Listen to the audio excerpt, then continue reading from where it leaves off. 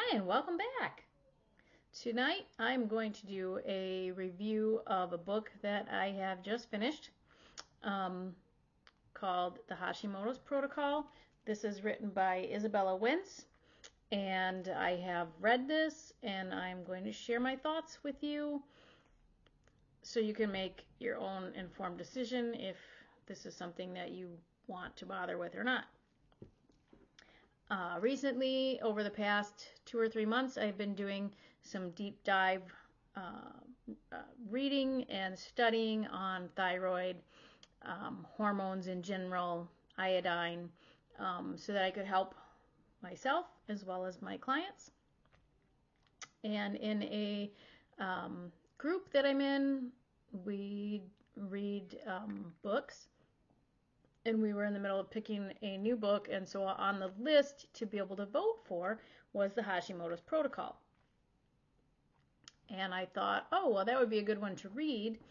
It's not the book that we ended up doing for the book club, but because I know a few people with Hashi's that has reached out to me for help, and in my own family history, there's a lot of thyroid things, thyroid cancer and stuff like that. And so I thought, well, it's good to learn everything that I possibly can.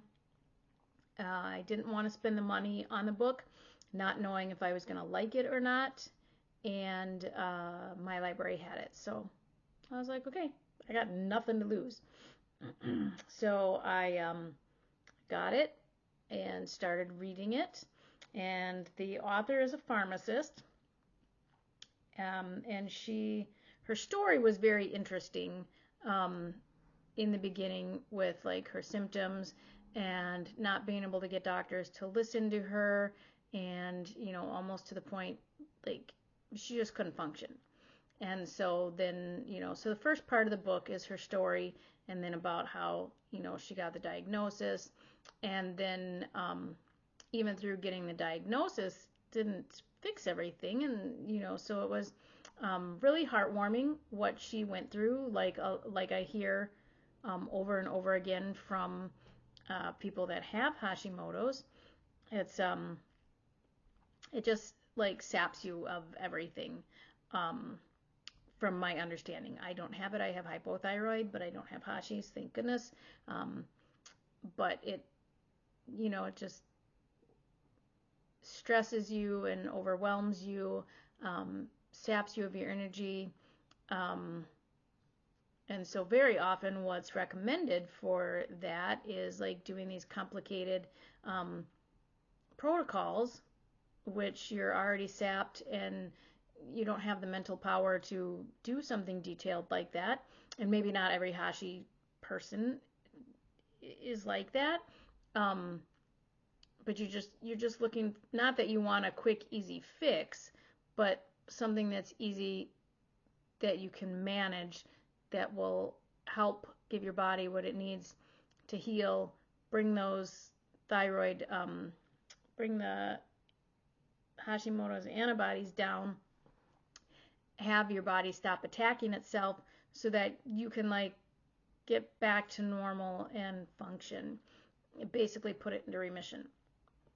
So I was hopeful for this book that it would be able to give me something to recommend to people to read, because the people that have reached out to me, and I've had several as of late, have already done the AIP. They've already done the complicated things, and they got overwhelmed and stressed, and like it was not, and they weren't really noticing the difference. So as I got further into it, I realized this was not going to be something that I could recommend. There are some good nuggets in there, and I think if you kind of take it with a shopping cart method, you could probably read it and glean those good nuggets. She's got good things about protecting the adrenal glands and keeping them functioning optimally, especially if the trigger that brought you into the autoimmune was, say, stress. could also have been mono, could have been Epstein-Barr. Like, there's so much that could have brought on a Hashimoto's attack. Could have been flu, So I do like that she really put emphasis on protein and fat. So first, the book is broken down into 4 protocols, and you're supposed to go through each protocol in order. And like each protocol is 2 or 3 weeks long. It's not that they're difficult per se, but they're difficult. I think it's just very overwhelming. Like, I'm reading them, I don't even have Hashimoto's, and I would be overwhelmed trying to do this. Trying to remember what food I can eat, what food I can't eat. It has to be this, it can't be that. You have to be organic. You have to. That's just, I can't. There was also a lot of contradictory type things. For one, she's very protein and fat oriented, which is great. Right down my alley.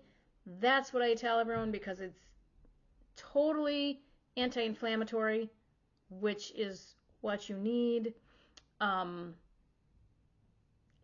fat heals. So like that whole bit. So I was like, oh, that's great. So she says that in one breath, but in another breath, she wants you to eat 8 to 10 cups of vegetables. And I'm not anti-veg, but holy cow, 8 to 10 cups. Where are you going to fit your protein? Where are you going to fit your fat? I would like have no room left if I ate 8 to 10 cups of vegetables. Not to mention all that fiber, and that's all gut inflammatory. And she's very big on the like green smoothies and green juices, but yet you're supposed to pull out the inflammatory foods. So I do like she points out, get rid of dairy. That's great. Get rid of nightshades, because those are inflammatory, especially to someone with an autoimmune. Okay, perfect. It's fine. But when you're blending up kale and spinach and other things that are full of oxalates, full of lectins, just like a lot of stuff,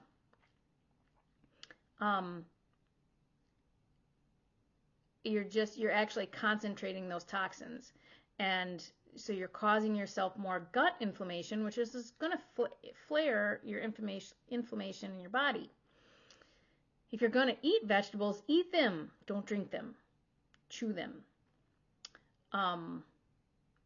So that was kind of one of my issues. She does, no sugar, get rid of that. So that's great. The low carb approach, that's wonderful. But you really need to focus on your protein and your fat first, and then have the veg. And really like not have oxalate filled stuff or inflammatory. So, that can get overwhelming if you're already tired and drained to try and remember which vegetable is inflammatory, which one isn't. I think if you stick to green beans, you're safe. That's just me. The other thing that really hit me the wrong way with this book is cruciferous vegetables. There are plenty of studies, plenty of proof that these vegetables, among others, are what's called a goitrogen. It's a goitrogen food. So what it does, a goiter is where your thyroid, which sits down here at the base of your neck, kind of behind the clavicle there. A goiter is when it gets inflamed and you can actually see it. You'll be able to palpate and see the thyroid. So there are certain foods, cruciferous vegetables are one of them, that someone with thyroid issues should not be eating. It does block the iodine uptake, and it does prevent the right nutrients, the fat, all of that to getting to the thyroid. She says, eat all the cruciferous vegetables you want. They don't harm the thyroid. That's a myth. It's not a myth. There's plenty of proof. So that really rubbed me like the wrong way. Hi, I hope you're enjoying this video. If you are, please be sure to like and share. Also make sure that you're subscribed to my channel and that you hit that notification bell so that anytime I upload a video or have a new recipe, you'll be notified. You can be one of the first to watch. Thanks, and enjoy the rest of the video. Even if you thought that it was a myth, why not err on the side of caution? I know if I had Hashis and I was like struggling with this and I was like, okay, they may or may not, I'm going to err on the side of the caution and not eat them. Okay? So that kind of like hit me the wrong way. So through the book, I feel like there was a lot of countering or conflicting information anyway, because she'd say one thing and then say something else that didn't make sense with like with the focus on protein, but then eat your weight in vegetables. She didn't say that. Okay, I'm exaggerating. I liked the chapter on adrenals and protecting them. It was very supplement heavy, and I have nothing against supplements. We use them. I use them with clients when needed. I use a whole food concentrates, but you can really get most everything from your food and from your meat, I should say, from your animal-based diet. You're not going to get them from the vegetables because the vegetables have them locked up and they're not bioavailable. So most of the things that she was recommending, you could get if you just ate an animal-heavy diet, and you would absorb them way better than taking them from a supplement. I do like where she talked about digestion and sometimes needing to supplement with betaine hydrochloric acid, because what I have found through my years is that very often heartburn or reflux is not caused by too little acid. It's actually by too much acid. It's caused by too little acid. You'll hear conflicting statements and whatever, and that's fine. But through my experimenting, every single person that I have ever given the betaine hydrochloride to, their heartburn went away. Boom, done, because it helped with the digestion. And so I really do like what she would say about like the gut healing and the digestion and supporting that. She's very big on the pea protein powder, which I am not. Stay away from pea protein powder. You're going to be doing more damage to yourself. So those were like the big things. And then the other area that really rubbed me the wrong way was her take on iodine. So I know in the Hashimoto's but like the group, there's this myth that's being perpetrated that iodine flares Hashis, or it can cause it. It can be a trigger. There is absolutely no proof to this. There are no studies. There was one quasi-study, I guess you could call it. It was not with an iodine that you should be taking, and it was in a huge megadose. And there still was no real conclusive proof on that. So if you're human, you need iodine. And there is no iodine in our foods. Like if you do not live by the ocean, your soil is depleted of iodine, especially more areas than others, like around the Great Lakes. Those are known as goiter belts because there's no iodine. Yes, if you eat some processed foods, you might get some iodine in there, but they actually removed the iodine from like the bread products and things like that. They removed the iodine back in the 80s. It used to be fortified with iodine. They removed the bread products, removed it from back in the 80s or so, and replaced it with bromide or bromide substance. And that actually is a halide in the halide family with iodine, so it competes for the iodine uptake, and so it pushes the iodine out because it's a little bit bigger, a little bit stronger, and then it sits where the iodine would sit. So when you have that, and then you're being told not to eat any iodine food, so don't eat shellfish, don't eat seaweed, which I wouldn't recommend eating seaweed anyway because the oceans are polluted and they're full of contaminants, and the contaminants might set something off, but it's not going to be the iodine. It just doesn't fit because it's not just your thyroid that needs iodine. Like every cell in your body needs iodine. Your breasts need iodine. Your brain needs iodine. Your ovaries need iodine. If you're growing a baby, that baby needs iodine. The prostate needs iodine. Everything needs iodine. The daily recommended amount of iodine that the government sets the RDAs for is the minimal amount needed to prevent a goiter. It is not the amount that is needed to push out the halides that are already sitting on where our iodine needs to be. It's not protecting your breast, it's not protecting your prostate, it's not protecting your uterus, you need more iodine. Okay. We're overwhelmed with all kinds of toxins, and they come in and knock the iodine out.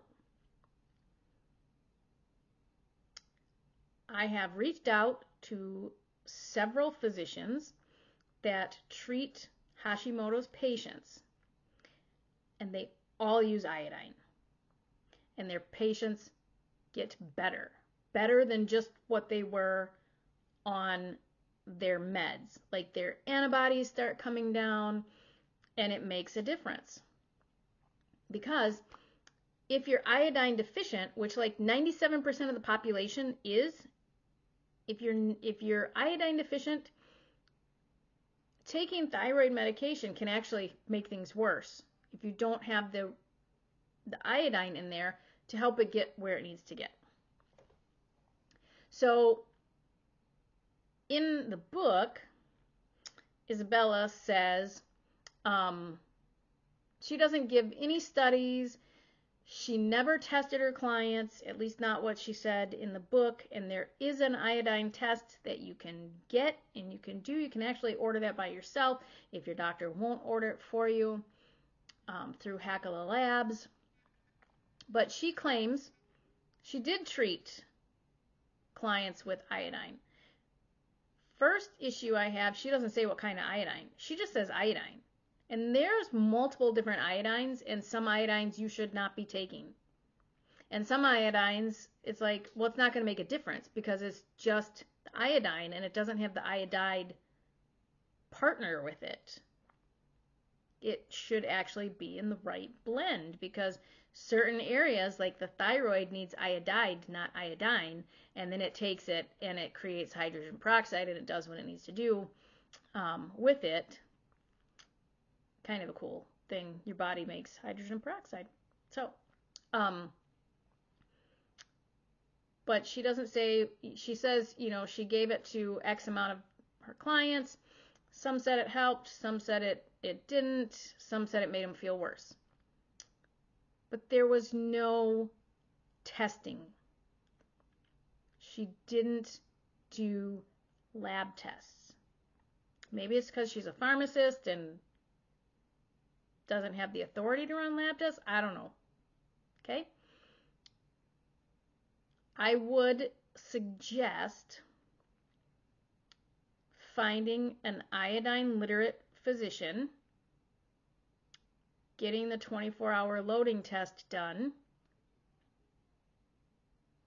and then working with them to add a safe iodine. Lugol's solution, or iodoral, which is the Lugol's in tablet form, is the right amount of iodine and iodide. Because you need more than just the recommended amount. And she actually says to take less, like get from a source less than the daily recommended amount. You're setting yourself up for breast cancer, prostate cancer, brain fog. You're not doing yourself any favor. So that really rubbed me the wrong way because it flies counter to several physicians that I've reached out to, several Hashimoto people who take iodine and have said that it makes all the difference. And the things that she's claiming, she has nothing to back it with. So, yeah. I do like how she goes about just trying to like lower your toxins and things like that. So there are some nuggets in the book, but it's definitely going back to the library. It is not going to get any space on my shelf. And I don't think that I would recommend it to anyone. I don't know what else to say. I think it's complicated. I think it's the other thing where I could kind of go, she ended up creating her own supplement company. And so it's like, okay, is she recommending like all these supplements so that she sells them to you because then she directs you to her website? And I'm not necessarily opposed to that. I mean, I use supplements for my clients, so it's not like I'm saying that, but it's not like, I don't know. But then she has a program, and so it's like, oh yeah, you can buy my program. So I always get a little leery too when there's stuff to be sold. So yeah, I don't know.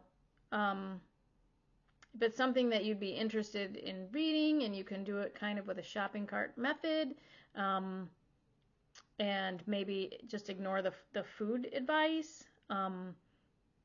it might do you some good. But I really, anyone that I would be working with, I might take some of the nuggets that I got from the book, like for the adrenals and things like that, but I would definitely be ignoring the bulk of the dietary advice. We would not be doing 8 to 10 cups of vegetables a day, and we sure as heck would not be doing greens, juices, and smoothies with pea protein. No. So that's what I have to say about this. Again, this was probably my not so fabulous review on Hashimoto's protocol. Some okay nuggets, but it's really not probably worth the wasting your time. I'm sure she's helped people. I'm not saying that she hasn't. Not saying she's not a good person. Not saying any of that. I'm sure she's fabulous, has a wonderful heart. She had a struggle, herself, so I'm sure she really does just want to help people. But this would overwhelm me, and I don't even have Hashimoto's, so I hope you enjoyed this. If you did, be sure to give me a thumbs up, and don't forget to share. We'll talk again soon.